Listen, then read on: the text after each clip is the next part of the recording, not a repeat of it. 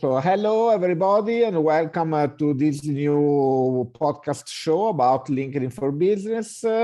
Today, we have a special guest directly from New Zealand, Lynnaire Johnston. Also, I make an applause. And thank you for, first of all, thank you, Lynnaire, for accepting my invitation. So just, I would like to ask you to introduce yourself. So if you would like to say something personal about you, it could be nice.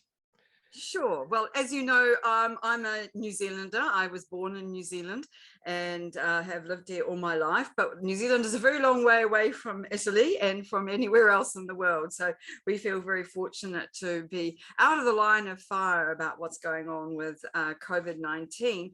But for me personally, I've had a lot of different jobs in my life, but I've always written. And so I enjoy writing about different companies and about different aspects of life. I love writing for LinkedIn, but my major passion in life, Leonardo, is that I really enjoy gardening.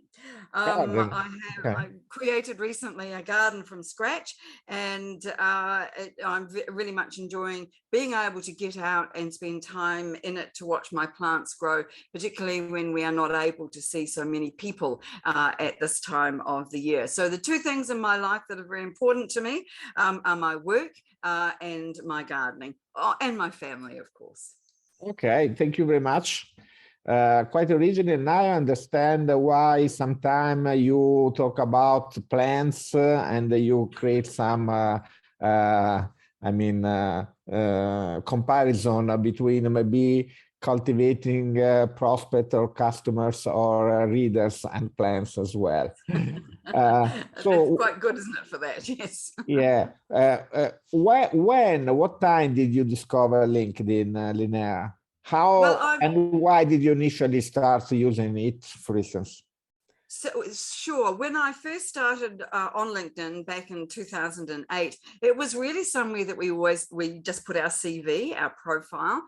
We didn't really do much more with it in that. So it wasn't really until about 2015 that I discovered that it had a news feed like Facebook, and that you could contribute to LinkedIn, and you could talk about writing, or in my case, you could talk about your business. You could talk about anything on LinkedIn, and it was a level playing field. In other words, everybody had the same abilities or offering or opportunities as anyone else. And so whether you were well known or you weren't, you could still be seen and heard on the platform. And that, for me, was a game changer, because as a writer, that fed right into my hands. It gave me the opportunity then to be able to write about it. And as I learned more about LinkedIn and the opportunities it provided, I became more and more enthused. And at that stage, I was a copywriter and writing mostly websites and content for people online for their websites. And when I started to realize how good LinkedIn was at providing opportunities, helping people to network, I started to focus more on how that could be used, and started to collect clients who were interested in how to be able to achieve their professional goals using LinkedIn. And from there, it just mushroomed out. And now I'm the author of 2 books, and I'm seen as someone who knows a little bit about LinkedIn, which I thoroughly enjoy, because it means I can help lots of people to use LinkedIn better. Yeah. Thank you very much for your answer, Lynnaire. You just, let's say, I have, you already answered to my third question. So which are your personal professional goals about LinkedIn? You said already something about that. If you want to add something else, you're welcome, of course. So for instance, My goal, I think, is really to help more people. I really want to make it possible for anybody who is either working for a company and wants to change job or industry, or for someone who has their own business to be able to use LinkedIn effectively, because there are a lot of things that people can do to do that, but they often don't know what they are, and they don't know what's the best for them to do. And some people can get just completely confused about how much there is. And every time LinkedIn brings out a new feature or upgrades an earlier one, it just becomes more complicated for people. So if people haven't been on the platform for a while and they go back to visit, they have no idea where anything is. The whole look of it's changed. There's functions they've got no idea what to do with. And it just makes things very difficult. So my role, as I see it, is to help those people to understand LinkedIn and get more from it. Yeah, and just to accomplish your goal, you wrote 2 books, Lynnaire. The first one is Linkability, and the second one is co-authored with Michelle Raymond, Business Gold. Let's start speaking about your first book, Linkability. In your book, you describe mainly 4 linkability strategies for using LinkedIn in a correct, effective, and I would add ethical way. So, for instance, speaking about connecting, that is one of your strategies that you describe in your book. I would like to ask you, which are the wrong or the right ways to build and extend your network on LinkedIn, of course. One of the, go. Well, one of the wrong ways is just to be collecting connections for the sake of it. The right way is to connect with people you honestly want to get to know and you think add value to your network.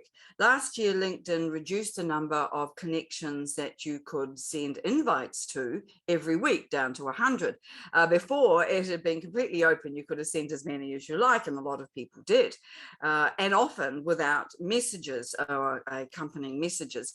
So if you want someone to actually say yes when you invite them to connect, you need to write a personal message so that people know that you have taken the time to look at their profile and find out something about them and give a reason for wanting to connect, because otherwise what's the point? You're just collecting numbers for numbers' sake, and just a big network on its own isn't going to guarantee you success. What will guarantee you success is having a strong network of people who know you, who will read your content, who will interact with you and your content, will attend your events, and will recommend you to other people. And that's what I often find, is that my LinkedIn connections come to me because they've seen me on LinkedIn or heard somebody else talk about me on LinkedIn. So I think the main thing to do when connecting with people is to send a personalized message. It's a bit more fiddly. You've got to go to an extra couple of steps, but it does make all the difference. And if you've only got 100 a week that you can, invites that you can send, and that you do want to use those, then you need to use them wisely and use them well. Yeah, perfectly said. I totally agree with you, Lynnaire. So not only the quality is better than quantity, but also the how you approach with personalization, with caring, showing attention, showing you have studied the person before you can connect it or you can message it. And another point about your book, let's start speaking about publishing. That is one one of the big points or issues maybe for beginners. What should I write on LinkedIn? How often, and so on. LinkedIn in last month has introduced the content creator mode option. What is your opinion about that? Is it for everyone, or would you advise it only to some people? All right, let me start with the first question, what to write about. And you should write about what you know. because the idea of publishing on LinkedIn is to be visible and to enhance your credibility. So writing about the things that you know about is important for both of those things. As to the question of how often, it's important to be on LinkedIn consistently.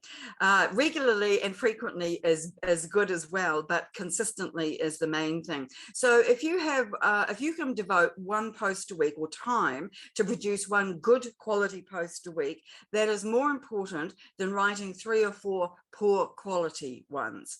So it comes back to the quality over quantity. After all, this is your professional reputation on the line, and you want people to see you in the best possible light. So make sure that your posts are well constructed, they're what your audience wants to read, and that they don't contain mistakes. I think that's something that's really important. Much more difficult, I think, if you're writing bilingually. I couldn't write a single sentence in Italian and get it correct, but I'm very fortunate I only have to write in English, and even that's hard enough. So do make sure your posts are well written and that they don't contain errors. As far as content creator is concerned, it is something that is not for everyone. The first thing that content creator does is that it displays how many followers you have. So if your network is quite small and that's not something that you want to be advertised, then creator is not for you. It's also not for you if you're not producing content, because what it does do, it places a lot more emphasis on content and your activity. So in the past, in your activity section, viewers to your profile would have seen that you were commenting on other people's posts, and they would also be seeing posts that you liked. Now they're seeing the posts that you create. So that's a big difference. And they might not see the posts that are most recent. In fact, I know they don't see the posts that are necessarily the most recent. Certainly not in any kind of chronological order. And so when you go to somebody's profile, you can see posts from quite some time back, which means then that consistency over time is important as well. So what Creator Mode does is that it reorders your profile. And one thing about it I do like is that it makes your featured section more prominent. So it brings it higher up in the feed. And that is a good thing if you have a lot of material there, because the thumbnails in the featured section are nice and big. They're colorful, they're visual, they catch people's eyes. Now, people don't read as much as they used to. They read in bite-sized pieces. And so having something that is visual, that grabs attention, is very important. And so I like the featured section. I like it being higher in my profile, because it gives me an opportunity then to display some of my posts, some of my articles, links to podcasts, whatever else that it might happen to be. It can sit there in the featured section and showcase my skills and perhaps my books as well. So I would say that content creator is definitely not for everyone, but it is a good thing to turn on, definitely, if you are producing content posts on a regular basis. Thank you very much, Lynnaire. It's correct. And the last question about your first book, Linkability book. Another of your strategies that you talk about in your book is about engaging. So again, I would like to ask you, which is the best way or attitude to approach maybe a prospect, a potential client, a customer on LinkedIn. Also, according to LinkedIn policy, without spamming or pushing too much. So yes, I very strongly believe in ethical behavior on LinkedIn, and all of the strategies that I promote or I talk about come from ethical values. And I think it's important to be aware that other people don't share those values necessarily and will do things differently. But my attitude to LinkedIn is to treat other people in the way that I too would want to be treated. And in the same way that that I would if I was meeting someone face to face, because my name is still out there, my photo is still out there, my reputation is out there. And so it is a very good idea for me to behave in a way that I see as something that is part of my own personal values. So when you are approaching other people, you need to do that in an ethical way. And that means not spamming them. That means not sending them lots of sales material, either via direct message or on your posts, because I think that that is a very, very quick way to get people to turn off and to say they don't want to do business with you, because ultimately the aim is to build trust. And because we do business with people that we know, like, and trust, LinkedIn is ideal for that. But if you are going to engage with people, do it in a personal way. Use people's names, make it look like you have looked at their profile. Don't send them a message asking for their email address when it's clearly on their profile in a dozen different places. Make it look like you've done your homework. Ask them about themselves and how they're doing and what's happening in their lives. Strike up a business relationship in the same way as you would if you were meeting somebody face to face. So one of the important ways to engage, of course, is direct messaging.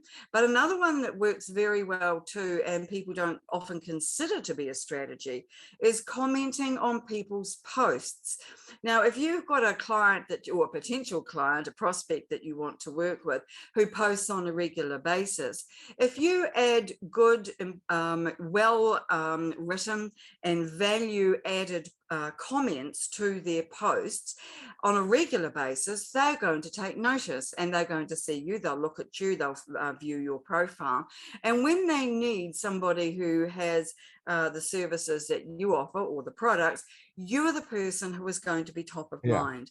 And that allows them to follow you, to see your material on a more regular basis. So my two strategies for engagement are on people's posts and directly through messaging. Thank you very much, Lynnaire. So let's say that when you engage with a comment, a post of someone else, you are giving your time, your attention, your kindness, and maybe it's the best way to build our trust, our reputation, and our personal brand, let's say. In the last 12 months, Lynnaire, LinkedIn has introduced a lot of new features. There are still new features that LinkedIn is rolling out. Indeed, not all successful. I'm thinking about stories, for instance.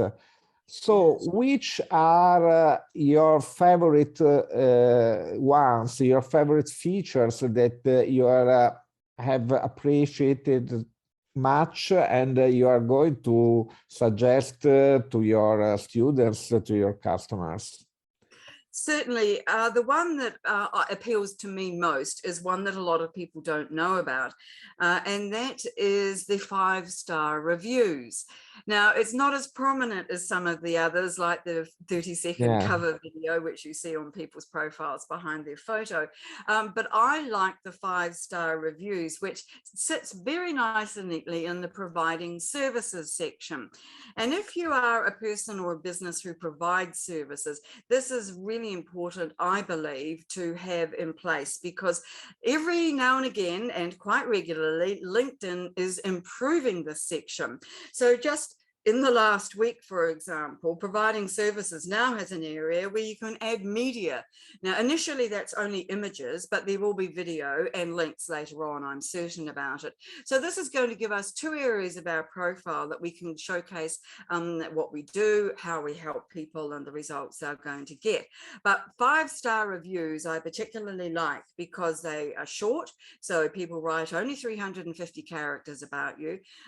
You can only have 20 of them, which means that you need to be selective about the clients that you ask to write a review for you. But they sit there in a lovely big long line and make you look really good. And I like the way they display and just down the page nice and simply, because they're also at the top of a profile, whereas recommendations, which are very similar but not quite the same, sit at the bottom of your profile. So if, like mine, your profile is quite long, people have got a long way to go to get down to your recommendations. Right. And you can't shift it. You can't move it higher, which I think is unfortunate. So I think the 5-star reviews, for my money, that is the best feature of 2021. Thank you very much, Lynnaire. I think that is not so known, it's not so well known, so your advice is a very good one. I have read your post about 1 week ago about the new media section in the services description. Unfortunately, in Italy, it hasn't rolled out yet. I mean, in my case, I couldn't add anything, but I think it's a good thing to know that you can also, I will have this option also, I think, in Italy in a short time. And speaking about other features, I'm thinking about newsletters. I'm thinking about audio events. That is the new shiny thing in LinkedIn. And you are saying a lot of test experiments, events. In Italy, it's not possible again to create an audio event yet. No, I don't. I think it's still in beta testing at this stage. Where are we? The end of January. So I think it's still being beta tested and it's not being rolled out yet. But I'm sure it's not far away. Yeah. And what do you think, for instance, about video streaming in your profile? So live video. Well, I think it's an extension of what we're already seeing. It's an extension of LinkedIn Live. So and I haven't done a lot of research into this because yet I don't have it either. My understanding is that it allows, the main key difference is that it allows interaction.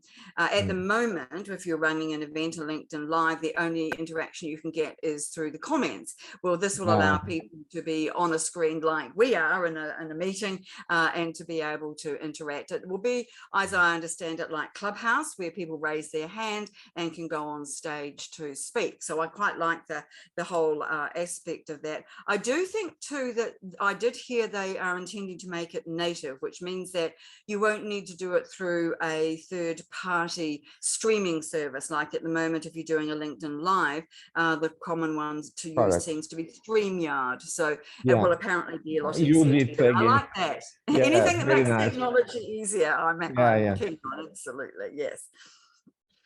Yeah.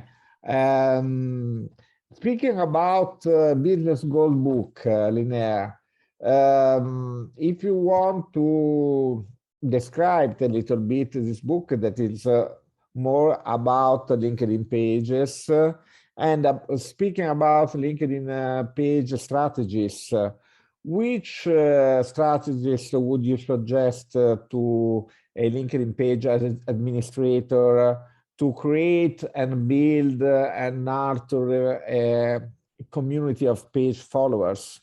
Which are, in your opinion, the must-have ingredients of your recipe about LinkedIn page for success with LinkedIn pages? Yes. So Business Gold is the world's first book dedicated to LinkedIn company pages, and we're very pleased that it's become a bestseller.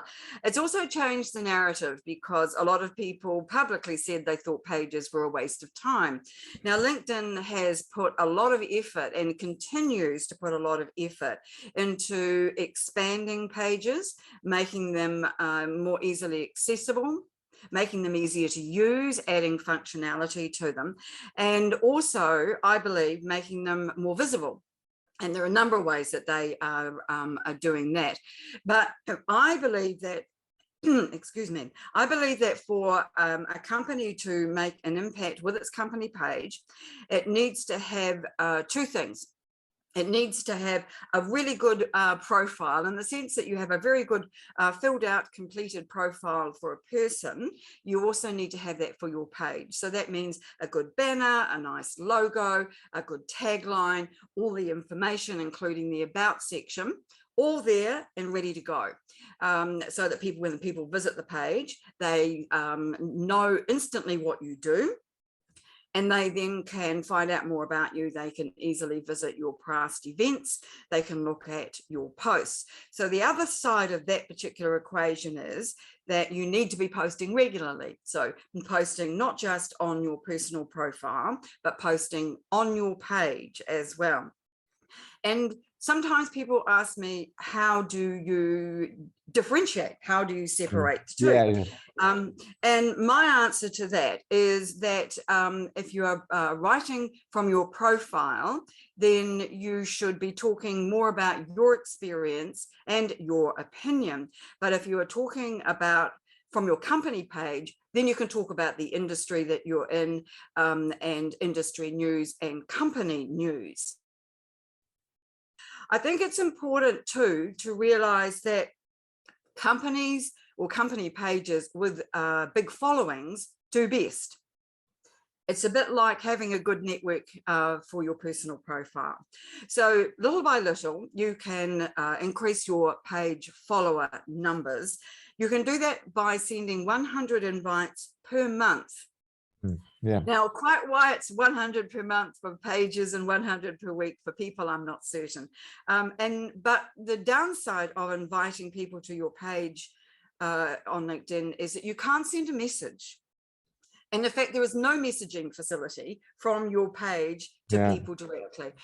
But however, I do believe that they're going to change that. I cannot see how that can be allowed to continue if you're wanting people to be able to interact with you and you want to be able to build up pages. Now, LinkedIn is putting a lot of money into pages because that's where the advertising revenue is going to come.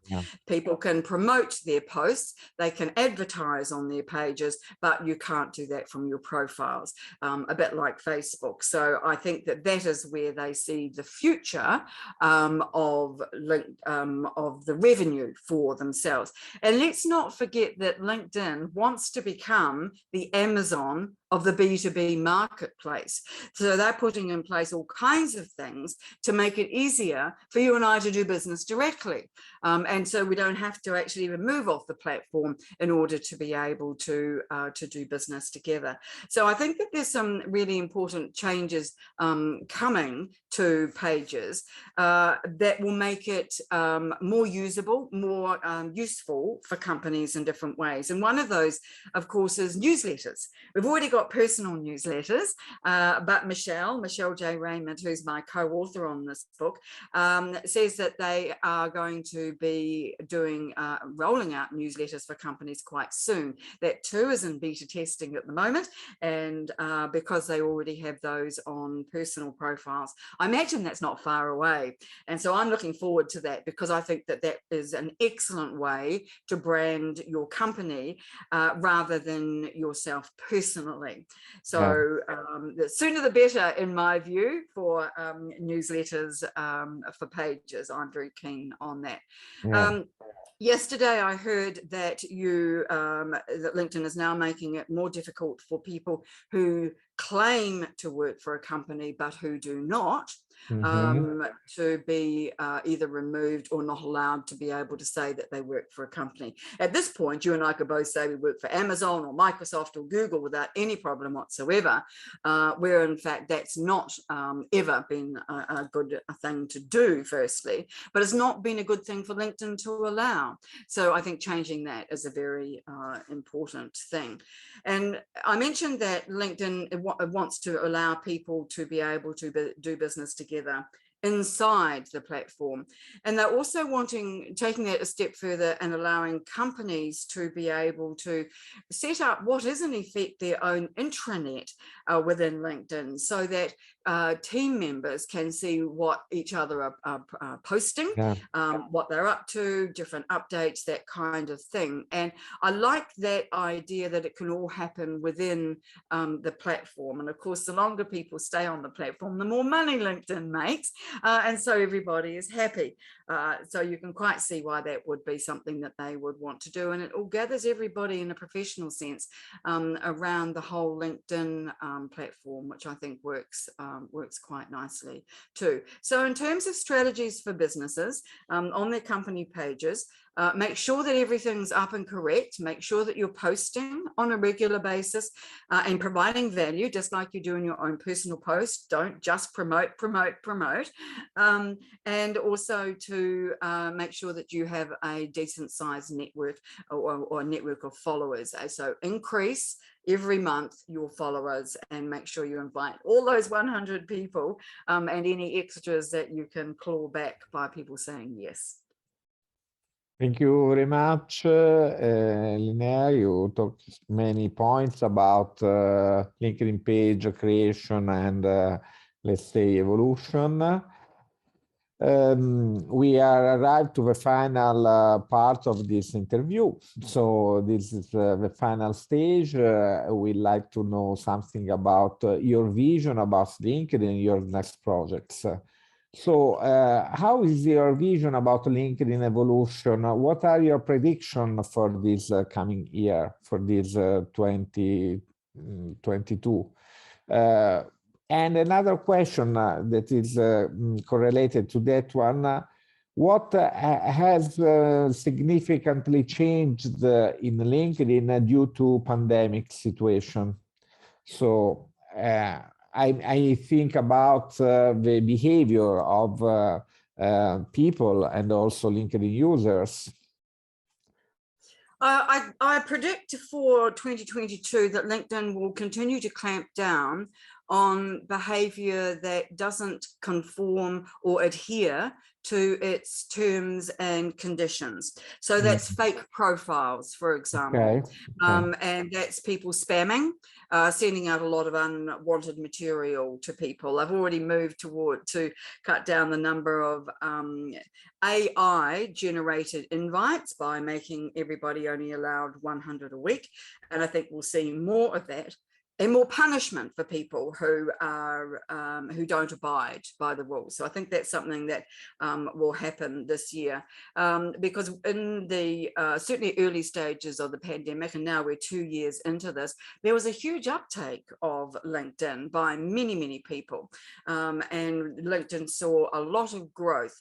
Now, not all of that is necessarily good, and not all of those people who suddenly became LinkedIn members would see the platform as something where you build relationships. They would see it as just another vehicle for being able to peddle their wares, and understandably, because it is a very good platform to do that, but most people don't like that. So I think that we will see more and more people turned off by that kind of behavior. LinkedIn generally is a very benign platform when you compare it to some of the others, for example, Twitter. And I think that's because people can't hide. They are, in most cases, who they say they are. They have their genuine photo. They are genuinely on the platform as themselves, not hiding behind a pseudonym or an avatar. I think that makes a difference. So people are more careful about what it is they do. And so I think LinkedIn is much more self-policing because of that. I think that the AI question is going to become more of a difficulty for LinkedIn as technology becomes cleverer. People will try to use more automation when it comes to LinkedIn, and they have a very long-standing policy that if you use automation on LinkedIn, then you will be kicked off. So you do need to be careful, and that's one of the warnings I would advise is people just to make sure they know what the rules are and to abide by those. Now, in terms of other predictions, I believe that we will see the full rollout of interactive audio and video. LinkedIn, towards the end of last year, did a big update of how our profiles look and with some new functionality in and around those. And I think, so that's the second year in succession that they did that in about November. Rollouts can take 2 to 3 months to occur, so some people still are waiting for that. But I think we might see that again happened towards the end of the year. But I did hear a prediction the other day that has had me thinking, and I quite like this. Now, whether it will come true, I have no idea. But Mark Williams, Mr. LinkedIn, on his LinkedIn Forum podcast, said that he thought that LinkedIn would introduce 3 separate news feeds. And we would see different kinds of content on each one. Now, I found that a fascinating idea because at the moment we've really got 2 news feeds. We've got one that's on our desktop and the one that's on our mobile. And surprisingly, you see quite different content in both of those. And so the idea of having streams or news feeds that are dedicated to particular types of content, say video, for example, I think is really interesting. Whether or not that's going to just put more pressure on people to work across multiple media, I don't know, but I like that as a concept. Is that something that you have heard about and that might appeal? Do you think people would enjoy something like that? I think so. I also have heard about these options or possibility of evolution. Also, I had read Mark Williams' podcast that is speaking about that. Really, I wouldn't know if I think it could be a good choice to personalize and to contaminate maybe with some multimedia video, creating multiple feeds and so on. And I would like to know something about, if you like, your next projects, next plan. Maybe you are thinking about a new book, or maybe something that could be interesting for our listener. And so maybe some events you're going to attend next month, or maybe some projects, or something about your students, your customers that you are willing to share with us. Sure. Well, my main project this year is to write edition 2 of my book, Linkability. I wrote that a year and a half ago, and so it's time, with the speed that LinkedIn moves, it's a good idea to update that, I think, this year. So that was my major plan in terms of writing. I wonder whether I should have it translated into Italian. That's not something I've thought about before, but I could be a candidate. I could be or to help you to find someone maybe better than I in speaking English and understanding, to translate better than I could be. But anyway, I am one of the list. That's very kind of you. I launched last year a member site. So for people who are serious about LinkedIn, I have a monthly members site where people can have access to my content. I build a community around that, and I do group coaching. So I'm intending to put that onto a new platform this year and to make that more accessible to people. And the thing I'm most pleased about is that last year we've had lots of success with our webinars. We do a free monthly webinar about a different aspect of LinkedIn each month.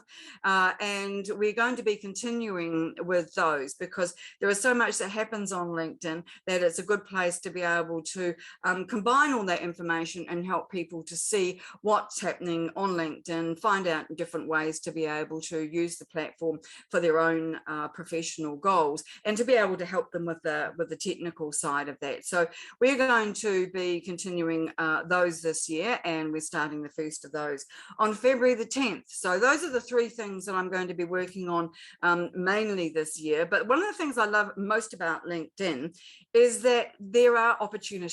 People just come up with opportunities, ideas, suggestions completely out of the blue that you might not have considered before. And so I'm always interested to see what is going to happen, who's going to come out of the woodwork, who's going to show up on LinkedIn and say, why don't you and I have a look at doing this? And I can then go, well, that's a great idea. That's not something I could have managed on my own or considered doing. So that's one of the things that makes LinkedIn my favorite platform, is just the opportunities that come from having very good, strong relationships with people that you meet on LinkedIn. Yeah, I agree with you, and also I wish all the best for your next projects. And I am looking forward to reading the new edition of your linkability book.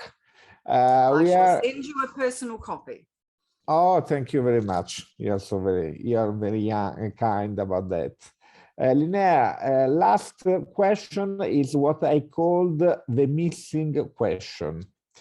So, what question would you have liked to be asked to you from my side, and which I didn't ask you so far? All right. So I think make a question and say an answer. All right. Okay. So the question is, what's the most important thing that anybody needs to do to be successful on LinkedIn? Okay. Very good question. All right. And so the answer to that is to have a really strong profile, because a profile underpins everything that you do on LinkedIn, and things like your headline and your photo, which appear on your profile, follow you around. No matter where you are, no matter what you're doing, people can see those. So it's really important to have an eye-catching banner, to have a professional photo, and to have a headline that tells people who you are and what you do and how you can help. Now, the other aspects or areas of profiles, the about section, your experience, your education, and your recommendations are all really important. And now that LinkedIn has changed the view of profiles, a lot of areas in a profile that were relatively well hidden, like accomplishments, now have a lot more space. And so there is, again, a lot more opportunity to share with people what it is that you do and how you can help and what makes you different from others. So the answer to my question, what's the most important thing anybody can do on LinkedIn, is to have a very good, compelling, complete, eye-catching profile. Thank you very much, Lynnaire. So start from your profile, could be the last claim of this interview. You don't know yet, but you have won a journey to Tuscany for your next summer, Lynnaire. So if you want to come by to and visit my hometown, Florence, and the countryside, Chianti. So you are invited. I hope I will I would guest love you. to come. I've never been to Florence, and we had a client in Florence last year, and she just raved about it. So I'd love to come. Okay, thank you. I hope we can meet personally face to face in Florence, maybe next month. So thanks again a lot for this interview. I think also my listeners will appreciate. Sorry for my English; it's not so. It's a little bit rusty. I'm not so used. English is very good. Oh, thank you very much. I will say to my old English teacher of when I was a child. Well, it's been a pleasure to talk with you today. I've really enjoyed our conversation, and your questions have been spot on. So thank you so much. Thank you very much, Lynnaire. See you soon, and thank you to all our listeners. And also you can follow Lynnaire, obviously, on LinkedIn. You can buy her books. You can find them on Amazon. On Amazon, you can also read my book review of Lynnaire's book in Italian in amazon.it. So thank you very much again, and have a wonderful year. Thank you. Bye-bye, Lynnaire. Thank you very much. Bye-bye.